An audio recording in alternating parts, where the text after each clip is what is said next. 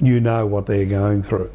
So that'd be my number one advice: learn to deal with people. Well, you mentioned about rule knowledge. What were you like with your rule knowledge? I never failed an exam, but I had to work hard at it, and people like Bill and Ray and I made sure we sat fairly close together to help each other. Yeah, funny about it. Yeah, look, rule knowledge is something that you've either got it or you haven't got it, and I was pretty lucky that I could get through the exams, but I sweated a lot. The buggers also brought in a thing called fitness testing, and I was 50 years of age when they brought that in, and having to run shuttle runs of 12 minutes at 50 years of age bloody near killed me. So it wasn't just the theory, it was the practical as well, but you did have to understand the rules. But again, the key fundamental of knowing the rules is, again, knowing what to blow and what not to blow. You can have a rule book up to your face. I mean, John Holden I admired so much, but the one rule that he had down pat was a travel rule, and at times it was overused rather than underused. And internationally it can get you into trouble, especially a travel rule. You mentioned about the fitness test and your fitness. Were you ever into your fitness a lot? No. You were running a lot? No, I never. I played football, I played cricket, I played basketball, but I never did fitness training. My brother was a fitness fanatic and a freak, and you know, highly respected in Adelaide in all sporting fields. But me, no. Running. Did you ever find yourself having to run? Like to go and practice for the beep test? Bloody oath. I used to have to get off Kangaroo Island after fishing and drinking and eating, coming home here, and all of January I'd be running, and I'd had a circuit around the block here. I'd go up to the next main block, go up to the next main block, right down the hill, down the bottom, and run up the hill. And one year I fell on my face down the corner, and I was absolutely cut from top to toe by gravel rash and so on, and I struggled through that year's fitness because of it. That's my dog. She's just come back from a walk. That's good.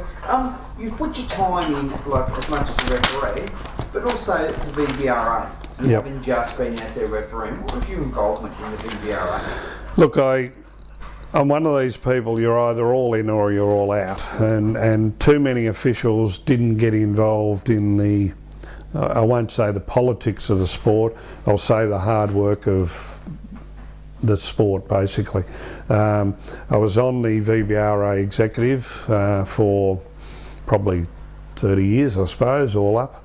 I fought for pay rises, I negotiated with Ken Watson mainly and Lindsay Gaze in those days, Bruce Palmer later on in NBL and WNBL for higher wages and conditions for referees. So right through my time I've sort of been involved in that. I was president and secretary of the VBRA. I was on the VBRA referees board for many years. I was on the NBL Referees Commission, Basketball Australia Referees Commission, travelled interstate doing coaching and training of officials and so on. So from that point of view, I believe you had to put in to get out. You can't just take it out, and too many officials just wanted to take and not give, and I think that's a bit of a flaw in a lot of their characters, because I really do think that you get a lot out and you should be able to be giving a fair bit into it, yeah. And so I was proud of what I did in that. I was lucky enough to bring out and spend a lot of time in education, and I brought out Daryl Garrettson, who I met when I went on that tour with Lindsay Gaze. And Daryl Garrettson was the NBA commissioner at the time and referee, top referee. We brought out Don Klein from Canada and a number of people. And probably my other major hat that I could hang my head on was I brought in sponsorship for the VBRA. We were the first referees association to have sponsorships. The first one was... Was it Pentax? No. Prior to Pentax, we had Adidas. Adidas was the first sponsorship I negotiated with, and I'm trying to think of the guy's name, who's top person and runner and so on, Dick Telford, and his son. Then we went from them to HBA, so Hospital Benefits Association.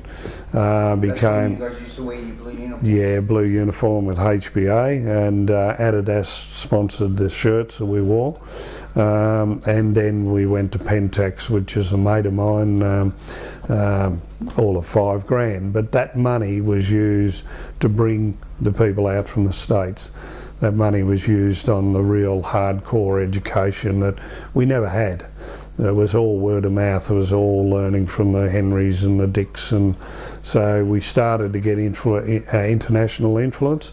And then Bill Palmer came on board and wrote the first book on refereeing and so on. I was heavily involved in supporting that with a number of other referees. And they did the simplified rule books and things like that through Lindsay Gaze, wrote a lot of those, and got sponsorship through McDonald's and so on. So there was a lot of behind the scenes work that people didn't see that was happening, that brought a bit of professionalism in to the sport of refereeing, and Victoria was a forerunner of all that. And I wasn't the only one. There were a lot of good people helping out that were on the executive of the VBRA, but we worked bloody hard. What advice would you give the VBRA today? Continue that education thrust. Keep looking for opportunities. You can't just sit on the money and have money in the bank. You've got to use the money to educate. And education's the one thing that will help support young referees. And you've got to get into the grassroots, use that support in your local stadiums, get good quality people. I mean, I was referees advisor of Bulleen for 12, 15 years, I suppose, and then at other stadiums supporting them and so on. And you've got to put in to those sort of areas. If the associations can't afford the advisor and you're out of Coburg, then the association should be dipping in to support them to get on their feet. You're a life member of the VBRA. What other awards and honours have been bestowed upon you? Oh, I'd have to look at them all, but basically NBL life member, WNBL life member, Basketball Australia Hall of Fame, the Team of the Century referee for NBL. I was lucky enough to get an OAM through my basketball refereeing and so on. I got a Prime Minister's Award from John Howard in those days. Senator Kemp in those days nominated me for that award. The Legends Award, or whatever they call them, what are they? The Hall of Fame for the VBRA. For VBRA, NBL as well. There's another one. There's the sports officials. What was I? It was the nomination for the year for all of sports in the Sports Commission Award. A couple of others. But I've been lucky, and I was lucky that I was in the right place at the right time, and having people nominate you is an honour. But the OAM has topped it all off, I guess. We spoke before about what it takes to be a good referee. What did you learn what's the biggest thing you learn out of refereeing that you take into your life? I guess I went into it originally for a few dollars, $2 and $6 a game is not much. You're talking 25 cents in those days. But it put a bit of money in the pocket.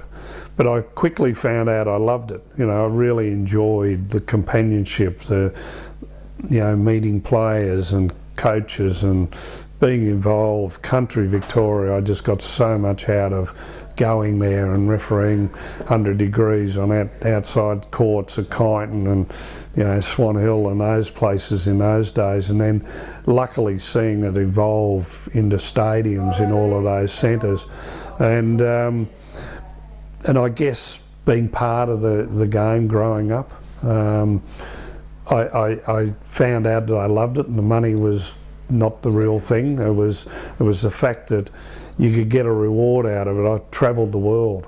I could never do that. I could never afford to have travelled the world. I've been to Cuba, I've been to China a couple of times, I've been to America 3 or 4 times. I did the McDonald's Cup in London with NBA teams, Houston Rockets and so on, and refereeing NBA teams in the Summer Pro League in LA, and just getting that, you know, knowledge, going to Italy, going to Iran on an outdoor asphalt court with the Australian basketball team, playing Iran when the Shah of Persia was there, you know, snow-covered mountains outside, freezing to death, you know, and, you know, going to China, Russia, Bulgaria, oh God, where else? All over. Seoul. It was just wonderful experience. But refereeing with different referees from different countries. Look, the cultural stuff was just awesome. I mean, yeah, a lot of them didn't speak English. Yeah, how was but that? you learnt the swear words. I mean, I can recollect in Bulgaria I had the Brazilian team, and the Brazilian manager was a bit of a nasty piece of work. And the one word I learnt was bicha, which was pufta. And this guy's calling me a pufta from the side of the court and when he copped a tech foul, his jaw dropped, because he knew that you knew. Yeah, he knew that I knew then, and I'd only learnt that from the Bulgarian referee. So you learn to deal with different cultures, and I can tell a story, LA Olympics, with the Uruguayan team. The Uruguayan team were a pretty nasty group of people. They played it tough, but autumn leaves, they'd fall over. They were played similar to soccer players. Yep. They'd become extremely injured. And I was told when I was doing the semi-finals, prior to getting a call up to go to the finals of the toppler part of it, I was down at the bottom part in a place called Kukida.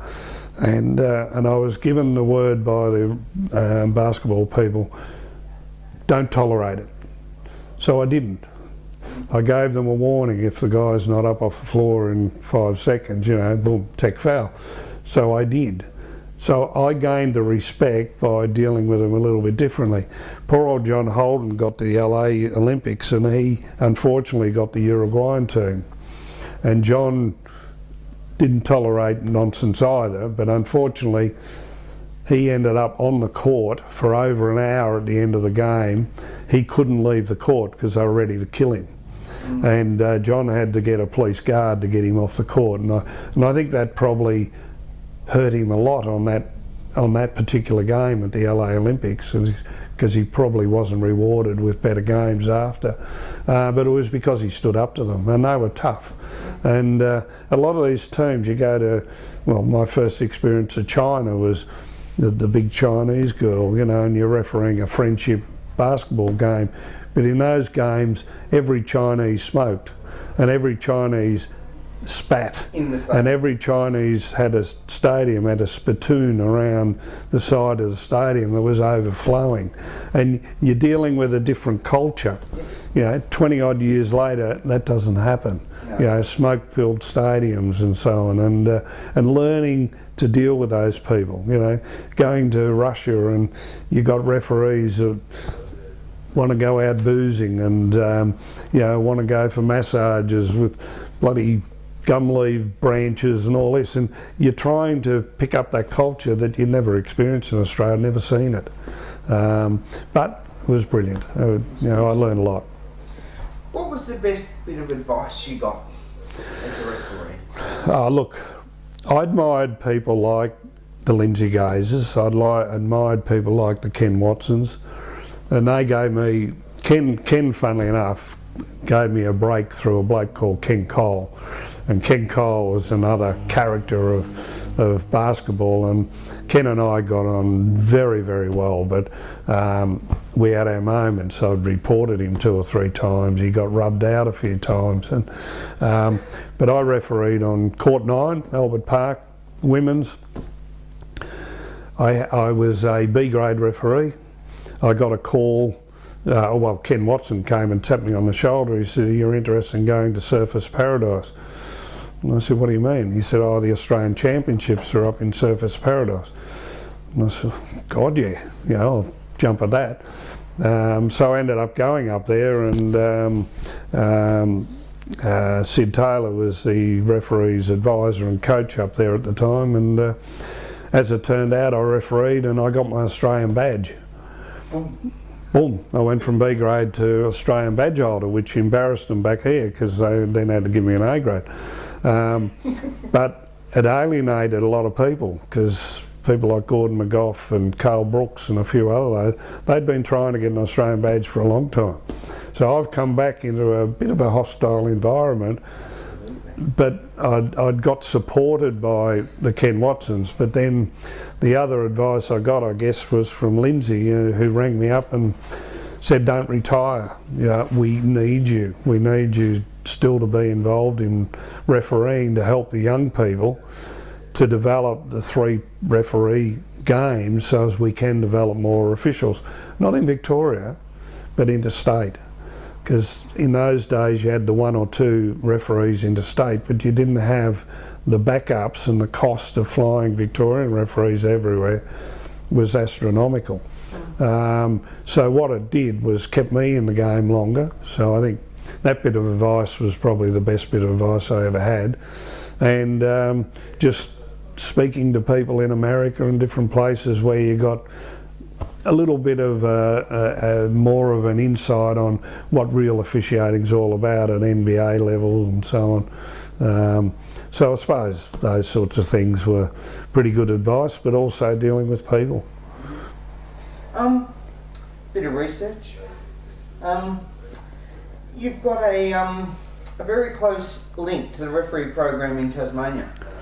Tassie was one of the states I went to and officiated and supported a lot. How did it all come about? It came about with a bloke called Don Hutton, and Don Hutton was an official in those days, and lovely bloke. And then you had Graham Brown and Kempy and a lot of really good referees that just didn't get exposure. And I was asked to go over there and run their clinics and referee in Burnie. So I used to go to the Burnie tournament every year. I used to grade all their officials.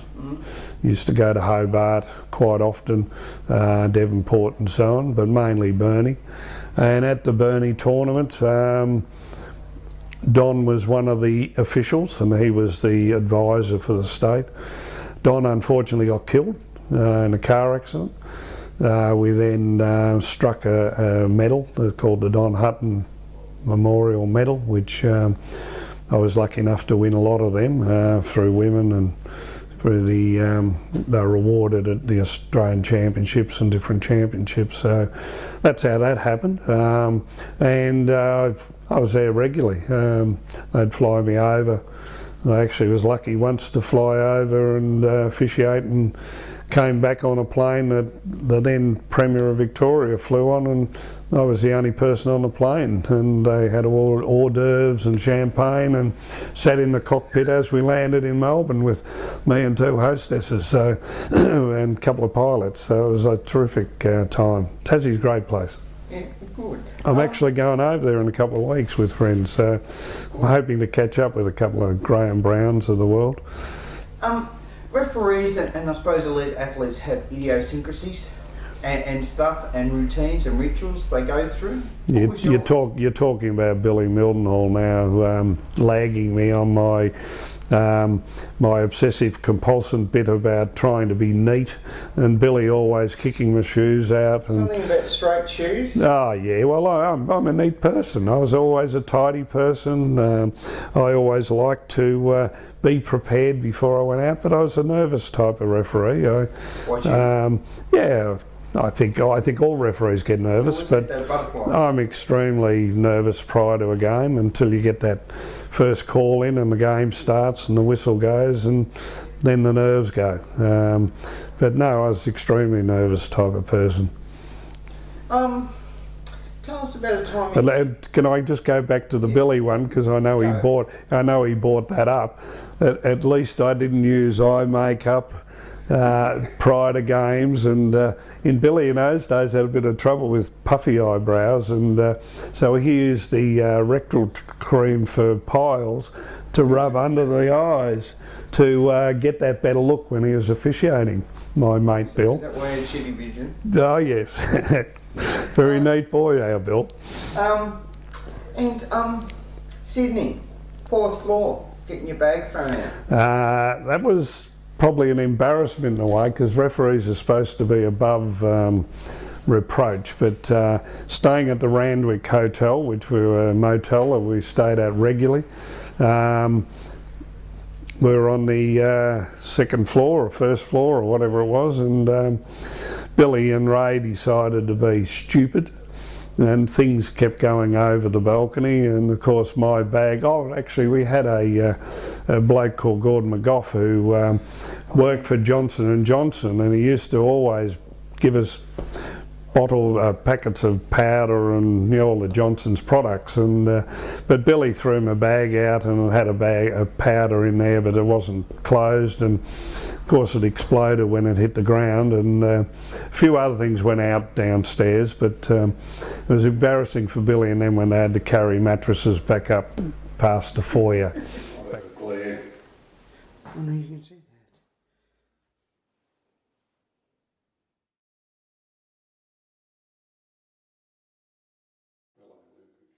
But you never got to.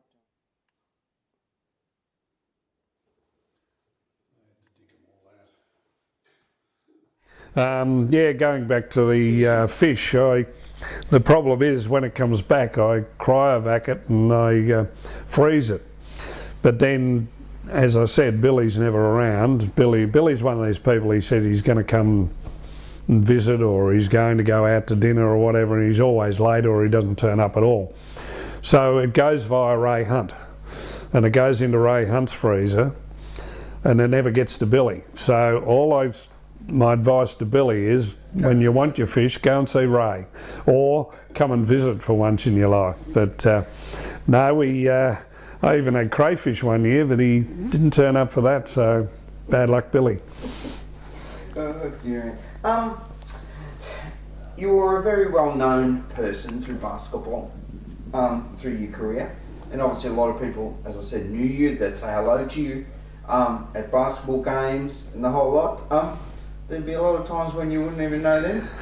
Again, that Bill Mildenhall, he admires me because he's the first one to say, "Who was that?"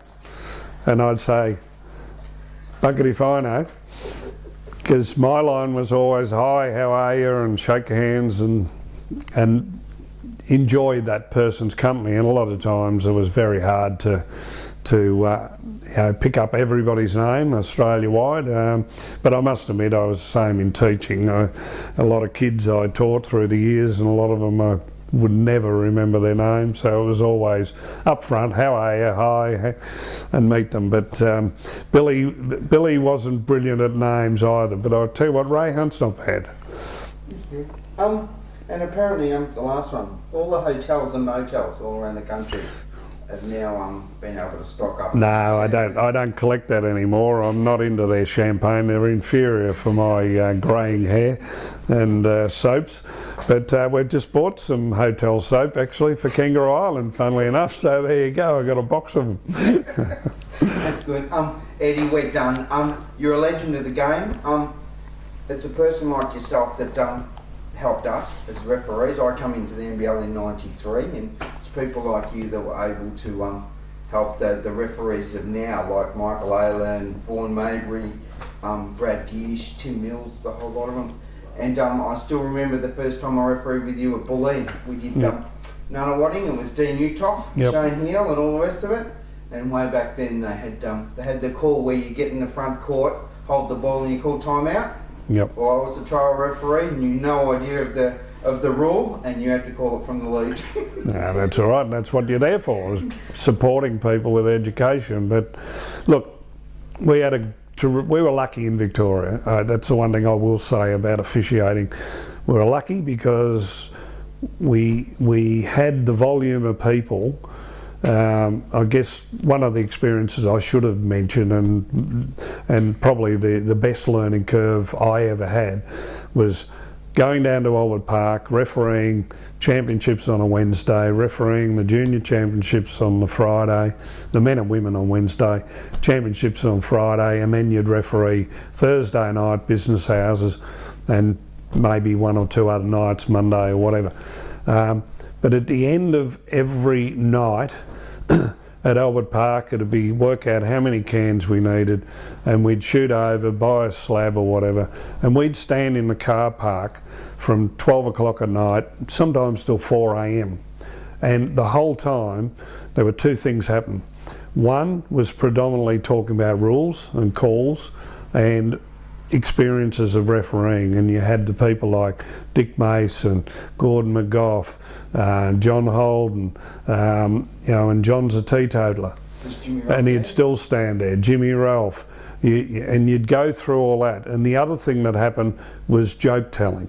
They'd stand there and you'd get McGough, Ralph, Dick Mason, and they were probably three that just went one after the other joke non-stop. But you had the company and you stuck together, and we learnt so much about refereeing both on the court and off the court, and talking about the experiences, talking about the rules. We competed hard against each other on the court, but we could do that in Victoria. If you were over in South Australia, you had 2 or 3 people. And that's all it was. If you're over in Perth, the same thing. So the best thing that ever happened for Australian basketball was NBL, WNBL, and gaining those experiences by officials going into state and working with them and learning from each other. And then the money flowed a bit better, and then they could fly out and come into Victoria and learn from what we had on offer in Victoria. But you talk about young people, they had the older people to ride on their backs a bit. We used to see you guys referee on a Wednesday night up on Court 1. Correct. Tigers, Nunawading. But then over the silly season, I still remember. That's I right. got to referee with you on Court 7 up the back. Yep, that's exactly or right. doing third division or whatever it was. Yep. And that was part of it. You know, I was up the back refereeing with Eddie Crouch, and then in 6 months' time you're up the front refereeing with him. Yeah, and then Thursday night business houses, you'd play, you'd referee, you'd supervise, and again, you still had quality people. I mean, there was a bloke by the name of Colin Hughes who used to referee when I first came in. Out of all the people, he was probably the best referee I'd ever seen in the country. He was brilliant, but he just didn't have the makeup to go further. But he'd referee on Thursday night. He'd be there 1 minute and be gone the next, because his focus wasn't all about refereeing. He just picked and chose what he was doing. I guess another one's, Robbie Barnett, brilliant referee, brilliant, came up through the ranks, and we had so many top class officials, who had all ability, and then you had the Hollywood Mel, who had all the talk stuff and all, a great referee, God and all, there's just so many people that have gone through refereeing in Victoria because of the volume of refereeing, but they had the class competitions and they were run by class people. Lindsay Gaze and Ken Watson and Betty Watson did more for basketball in Australia, but most important in Victoria, than anybody I know. They worked their asses off. They got nothing for it apart for, you know, Lindsay with his coaching, Ken with his coaching, and so on. And a lot of people canned them, but by Christ, they were pioneers. And you know, and the Dick Masons and the Henrys and the Shieldsies and all of those, Boatwood, Jimmy Boatwood and Vaughney and all the hard workers behind the scenes, you know, they just worked their butts off and didn't get much reward out of it. They picked up a little bit of pocket money, but that was about it. And they worked their butts off, you know. Jimmy and Gail Ralph, you know, they put their life into refereeing, but they got a lot out of it. They got the social aspect of it all. And that's where we're lucky in Victoria. And I think we still are. And I think it's something that you've got to continue to build on.